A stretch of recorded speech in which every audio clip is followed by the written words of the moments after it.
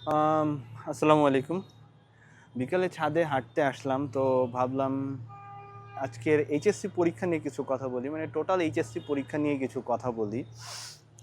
HSC পরীক্ষাটা যেই পরিস্থিতিতে হচ্ছে, আসলে কি এই পরিস্থিতিতে এখনটা পরীক্ষা কি স্থগিত করা যেত না? কেউ বলে যে হ্যাঁ যাইতো, কেউ বলে যে না করলেও বা কি। বাট যদি দেশের বিভিন্ন স্থানের পরিস্থিতিটা বিবেচনা করি, জলাবদ্ধতার পরিস্থিতিটা বিবেচনা করি, আমার মতে পরীক্ষাটা অবশ্যই স্থগিত করা উচিত ছিল। যারা দেশের শিক্ষা বিষয়ক নীতি নির্ধারক, তাদের অবশ্যই এই বিষয়ে একটু খেয়াল রাখা উচিত ছিল যে এখানে বিভিন্ন স্থান থেকে বিভিন্ন মানুষরা পরীক্ষায় অংশগ্রহণ করে থাকে। সবার সেই পরিস্থিতি থাকে না যে এরকম একটা পরিস্থিতিতে পরীক্ষায় অংশগ্রহণ করবে। এইচএসসি পরীক্ষাটা কি বোর্ড পরীক্ষার থেকে বড় কথা কি একটা জীবনের নীতি নির্ধারক পরীক্ষা বাংলাদেশের প্রেক্ষাপটে যদি বলি। কারণ এই এইচএসসি পরীক্ষার পরেই একটা স্টুডেন্টের ভবিষ্যৎ নির্ধারণ হয়। সে কি মেডিকেল কলেজে যাবে, সে কি ইঞ্জিনিয়ারিং ইউনিভার্সিটিতে যাবে না ইউনিভার্সিটিতে যাবে। আমি নিজেও একজন এইচএসসি শিক্ষার্থী ছিলাম 2019 সালে। তো আমি জানি এইচএসসি পরীক্ষার প্রেশারটা কত। যে সময়সীমাটা আমাদের দেওয়া হয় প্রায় 2 বছরেরও কম, এর মধ্যে একটা হিউজ অ্যামাউন্টের সিলেবাস আমাদের শেষ করে পরীক্ষায় বসতে হয়। অনেক মেন্টাল প্রিপারেশনের ব্যাপার থাকে। নর্মাল একটা পরীক্ষা দিতে গেলেও যে পরিমাণ মেন্টাল প্রেশার কাজ করে এইচএসসিতে তার ডাবল করে।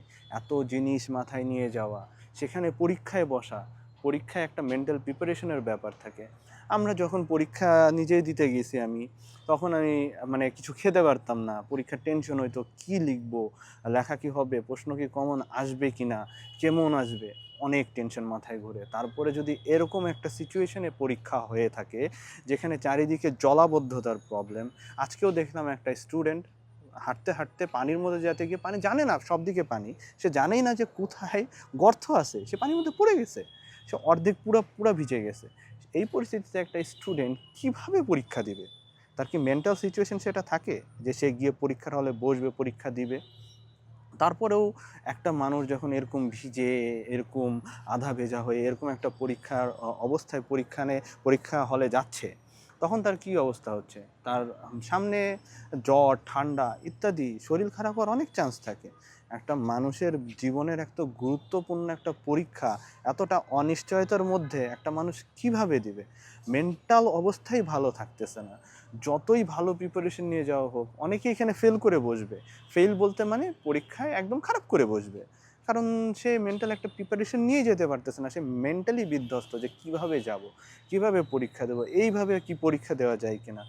খুবই একটা বাজে রকম সিচুয়েশন। সো এখানে আমি বলবো যে দেশে যারা শিক্ষা বিষয়ক নীতি নির্ধারকরা আছে, তারা অবশ্যই বিষয়টা একটু বিবেচনায় রেখে পরীক্ষাটা স্থগিত করতে পারতো। কারণ এখানে যদি বিষয়গুলো স্থগিত না করা হয়, তো এখানে অনেকেই অনেক সমস্যার সম্মুখীন হইতেছে। যাওয়া আসা, যে বিভিন্ন স্থানে জলাবদ্ধতা, গ্রামগঞ্জেও যেসব স্টুডেন্টরা আছে তারাও তো এরকম পরিস্থিতির সম্মুখীন হচ্ছে। তারা কি সুস্থভাবে গিয়ে পরীক্ষা দিতে পারছে না?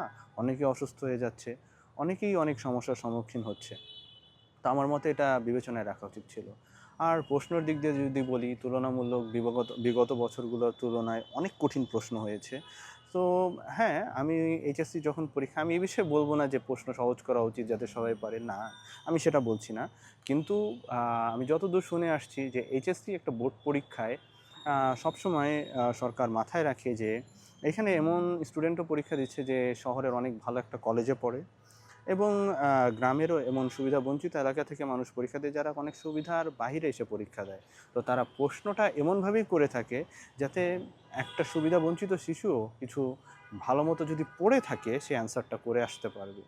সো হয়তো সবার সব পরিস্থিতি বিবেচনায় রেখে প্রশ্নটাও সেভাবে করা যেতে পারতো যে একটা স্টুডেন্টও অনেক সুন্দরভাবে তার মানে একটা মন মতো পরীক্ষাটা দিয়ে আসতে পারতেছে, মানে অ্যান্সারগুলো করে আসতে পারতেছে। এটাই। আর স্টুডেন্টদের আমি একটাই কথা বলবো, যে এখন জীবনের সব পরিস্থিতি আমাদের অনুকূলে থাকে না। আমরা অনুকূলে রেখে আমরা সকল কাজ করতে পারি না।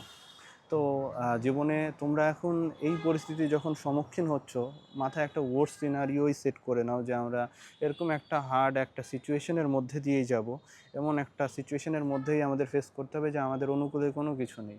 তোমরা এটা হয়তো তোমাদের কোনো হেল্পে আসতেছে না, বাট তোমাদের মাইন্ডসেটটা অনেকটা স্ট্রং করবে, যেটা তোমাদের কনফিডেন্স যোগাবে যে তোমরা যেই পরিস্থিতিতে আছো এর মধ্যে বেস্ট প্রিপারেশনটা নিয়ে পরীক্ষা দিতে পারো।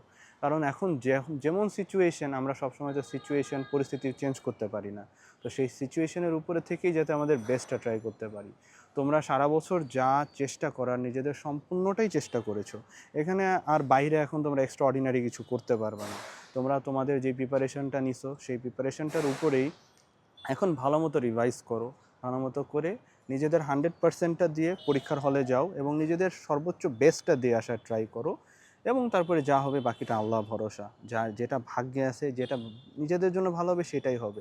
যদি চিন্তা করো একটার পর একটা এক্সাম খারাপ হবে আর কিছু না, যে এক্সাম দিয়েছো ওটা নিয়ে বাসায় এসে চিন্তা করে তো লাভ নেই, দিয়েই ফেলছো, ওটা বাদ দেন, পরবর্তী এক্সামে ভালো করার চেষ্টা করো এবং নিজের 100%টা দাও।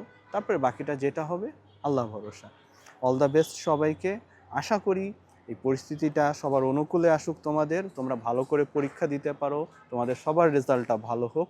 এবং বাকিদেরও বলবো, যদি পরিস্থিতি আরও খারাপ হয়, আপনারা যারা নীতি নির্ধারক আছেন, আপনারা বিষয়টা মাথায় রেখে, স্টুডেন্টদের কথা মাথায় রেখে, পরিস্থিতি সব কিছুর কথা মাথায় রেখে আপনারা বিবেচনা করবেন। ধন্যবাদ। All the best students.